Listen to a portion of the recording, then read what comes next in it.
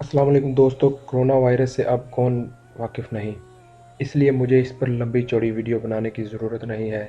लेकिन मैं आज एक ख़बर पढ़ के अल्लाह की कुदरत और नबी करीम सल्लल्लाहु अलैहि वसल्लम की तालीमात और इस्लाम के राज़ व न्याज़ की तारीफ़ किए बगैर ना रह सका। दोस्तों, मैं आप सल्लल्लाहु अलैहि वसल्लम की एक हदीस का मफ़हूम बयान करता चलूँ जो कि नमाज के बारे में है।